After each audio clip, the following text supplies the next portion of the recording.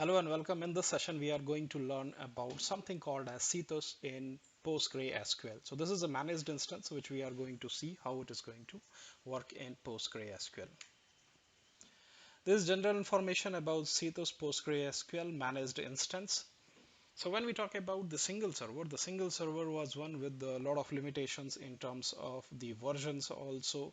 But those things they have gone away in Citus. So as a basic stuff, this is the back behind the scene. It is just going to use the open source relational database, which is Postgre in our case. And the good thing about is the Postgre 14, which has been released last month only, that has been involved in this managed service as well. So it is a fully managed database as a service. Or the good thing, or what do you say, the new thing about Citus is you can scale your queries across multiple machines using the sharding. So sharding was originally the concept in NoSQL database because the origin of NoSQL database came where there was a difficulty in relational database. So relational database, they can be scaled up. They cannot be scaled out. So you can increase the power of your machines. You can increase the CPU, you can increase the memory, you can increase the storage. So those things can be powerful in a single machine. But when you talk about the sharding, where the piece of the database has to be spread across multiple system, that has been an idea for NoSQL database originally. But slowly, when you see the advancement in the technology, the sharding has been included in PostgreSQL. So it is going to be a matter of realization, like in the future, how it is going to work out for the companies who are going to use it. So when you are going to use Citus in PostgreSQL, which is your managed instance, it is going to serve your applications that require greater performance. So performance is going to be big stuff, even though we are using PostgreSQL, which is our open source databases, open source database. And when you talk about this managed instance, it is good when your database size is 100 GB and above. If it is below that, then your performance requirement and those stuff they not be so much. This is a general statement, but it depends upon application to application. So it also queries the engine parallelization. So you can spread across your SQL query to run on the larger data set. So just a recap, uh, what is Citus all about? If you have a requirement wherein data set or your database size is going beyond 100 GB and you need the performance in you need the low latency and high throughput, in that case you should go for this particular Citus. So it is PostgreSQL hyperscale Citus server group. And what are the different features of Citus? It is or the hyperscale server. So the best thing about it, you can use the sharding. You can horizontally scale your system. And there is a limitation, like these many nodes are only possible in particular configuration. You can parallelize your query on multiple hosts, or you can shard your database. And it is very good for if you have a multi-tenant tenant application. So you just worry about one box of Citus with multiple nodes, and you can have your connection to multiple applications to one box. When I'm saying one box, it doesn't mean one box. I mean it is the Citus application, Citus hyperscale server group. Back behind the scene, there will be many worker nodes depending upon your requirement. So it is going to serve your high throughput, low latency, and it is going to distribute your database. So a bit of NoSQL database capabilities are brought in.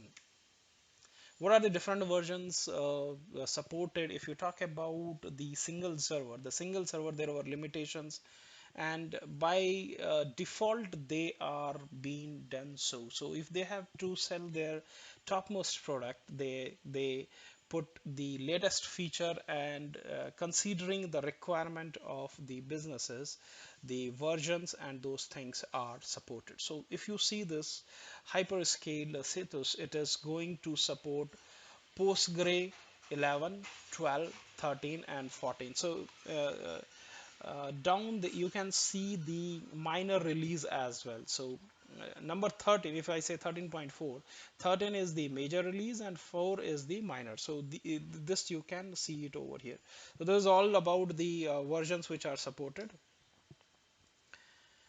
Extensions. This is very very important when when you work on PostgreSQL. There is something which bothers everyone is the extended functionality. So extended functionality in Postgre is brought in by the different of extensions which are available if you're working on on-premises environment, and if you have to use that functionality, you have to install that extension and you have to use it. But in case of managed instances like hyperscale Citus, you have those installations already done. You just have to use this. So they are already loaded. You just have to create it in your database, and it will be available for easy to use. Otherwise, in normal on-premises environment, or if you are using infrastructure as a service, in that case you have to download and you have to use it. So this is something great in case of managed instance, so you don't have to bother about the supported extensions, and there is also the limitation you cannot brought in the extra extensions which are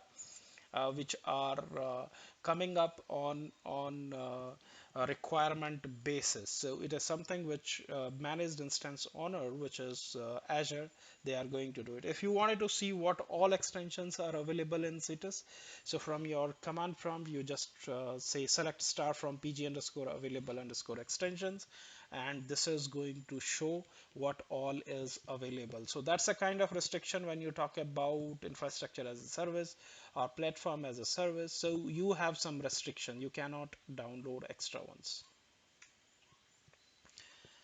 If you talk about the performance tuning, and in case of your infrastructure as a service, you have the flexibility, you have the feasibility of using the extra extensions or extra features which you can brought in from outside. But in case of managed instance like Citus, you have to rely on what is available. So your understanding about the environment is very very important. So if I talk about pg underscore stat underscore statement, this is the extension which is preloaded in Azure database, and you have to track the execution statistics of your SQL statement using this. So you can check out what is happening about the all statements which are running against your PostgreSQL, or how is the behavior for the particular SQL statement. So those things can be checked out using pg underscore stat underscore statements. And let's quickly jump on to the demo part. So I'm in Azure portal, so so if you go to home, you just have to click Azure database for PostgreSQL. You just say create and then say create. So in create, we have already seen the creation of single server. Flexible server we will see sometimes later, but I'm going with hyperscale Citus server group. It is best for ultra high performance and data needs, which is beyond 100 GB. And if you are consolidating your application, and if you wanted to bring on to a single platform, then this might be a good choice depending upon the success of your POC. You can consolidate all your application. You can move your data from on-premises to Azure, and you can go to hyperscale Citus server group, and you can measure the performance, you can measure the functionality, you can measure the different extensions which are available, how they are going to benefit you. And if you do not have any dependency in terms of the operating system, if you do not have any dependency in terms of the version of the database, let's say if you don't want to use anything below 11, then it is going to be a good stuff for you. So we are just going to create it. It's just a demo, so my subscription is pay as you go. So I'm just going to create a resource group, which I already have is Linux RG, and I will create a server group. I'll say it is Citus demo EMS. Okay, so I'm going to create it in East US because this is not available everywhere. If I talk about some basic configuration, so it is not available everywhere. For our demo purpose, we will go with the basic configuration. And if I say configure it, the basic one, so if you see, I'm going with the basic 2 to 8 virtual cores and up to 32 GB of memory, and it is going to have coordinator and worker nodes unified. This is good for dev and test system. Later on, when you feel you are good with your POC and you can go to the production, you can scale according to your requirements. So I'm going with the basic tier, which allows you to run hyperscale on a single node, and with basic tier you can scale out ready. Basic tier also gives you an easy way to try hyperscale as your need grows in the future.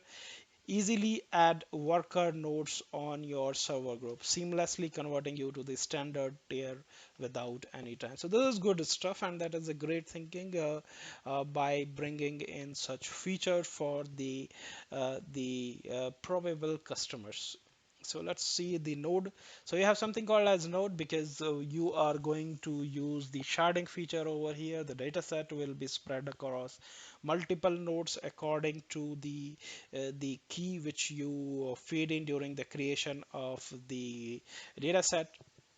So we are talking about the node. So tune your node performance for your database need by selecting compute virtual node and virtual cores and the storage capacity. If you decide to convert to standard tier, this node will become the coordinator node. So this is something which you need to understand. So if you see it over here, so it's already mentioned.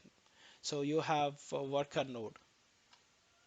So we are starting with the two virtual cores, and this is the limit, which is starting from 128 GB. I don't want to enable the high availability. If you do that, then when you say enable high availability to have standby replicas of every node with automatic failover. So we don't want to do that for this demo. I'll just say save, and this will show me the amount which I have to pay for this testing. So I don't, and these are the supported versions, and that's the major difference other than the capability of the system, the versions of the databases which are supported. So I'm going with the 13, I'm not going with 14, we will see. And one important stuff over here is the admin user is as compared to your single server, you wherein you can give some admin users, leaving the restricted ones which are not allowed. So here it is already hard coded. The admin user is Citus, right?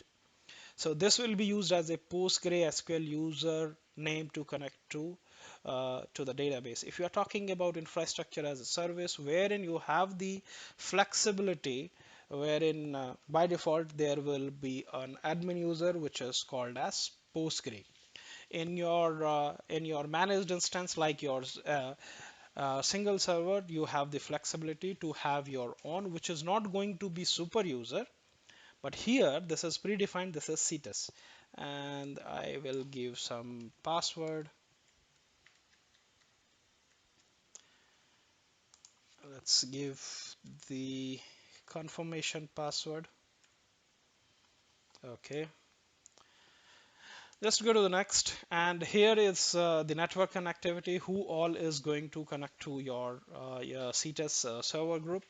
So I'm just saying for this particular demo, after this will be destroyed. I'm going to have the public access, and then we will have the firewall rule. This is very, very important. You need to control your firewall rules in your Azure environment, and especially Postgre when you have to talk on the particular port. So inbound connections from the IP address below will be allowed to port 5432. So you are not supposed to mention the port number if you, because it is already provided over here, and you just have to say add some client IP where this is just for an example. There is some client IP wherein I have to connect from. So just so we have provided the we wanted to have it from public access. We have given the firewall rule. We are just saying allow this particular IP address or the range of IP address to connect on the port 5432. If you are not doing this, you are not able to connect. We are not going to tag it, and this is the final confirmation, and we will say create. This is going to take at least 1 minute or so, and once this is done, what we will do is we will go ahead and try to connect using the PG admin.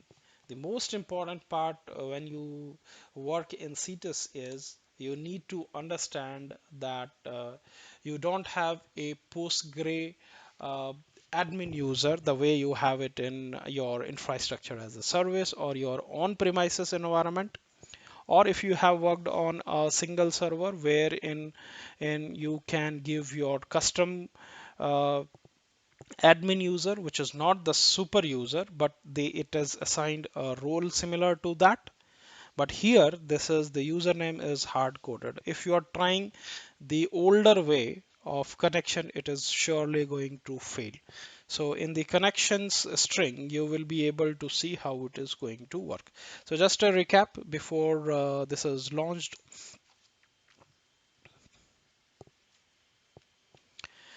So we discussed about Azure database for Postgre SQL, and the name is hyperscale Citus server group. The general information about it is a fully managed database as a service. It works on the concept of sharding, which was originally for NoSQL database, wherein you can add the nodes horizontally. You can have maximum multiple nodes, where in your application query will be running on those nodes. The performance will be better. The same ideology has been used over here. So you have low latency, you have high throughput, you can parallelize your incoming SQL queries on multiple nodes, which are known as the worker nodes. And one of the baseline over here is if you have the data which is 100 GB and above, then you should start thinking about it. If you have a database which is lower in size, then it doesn't make any sense using a server which is of higher capacity, which wherein you will have multiple nodes, and you will have to spread your incoming queries on multiple nodes. And then we saw the Citus feature. Citus feature, it is going to use the sharding. You can spread across your queries on multiple nodes, and you can have the operational analytics, and it supports the multi-tenant applications. The version, it is a very, very important part. So if you talk about the single server, it is almost using the all legacy versions. I should not just say the legacy version. I should say the versions which are quite older, and if there is a version which is available which is better in terms of the features, we should go ahead with the latest. The most stable version available as of now is PostgreSQL version 13, which is the major version. And if you have to see the minor release as well, you can go to the documentation, or there you can find it. So it is going to support your Postgre 10, 12, 13, and 14. Excuse me, it is 11, 12, 13, and 14. And extensions are the special feature in PostgreSQL, and by default extensions will not be available. So but in this case it is available for your use, and there are pre-installed extensions available, and you can use them. So the provisioning is still going on. We'll come back to here. And one of the challenge when we work in on-premises environment or infrastructure as a service, wherein you provision a virtual machine in Azure, maybe it is your AWS, it is your current Azure or GCP or Oracle or any other cloud service vendor. The challenge will be you have to install the extensions yourself, and you have to manage it. The good thing about this is some of the most famous and very useful extensions, they are already available in Citus, and it is ready for use. You just can go ahead and start using it, so you don't have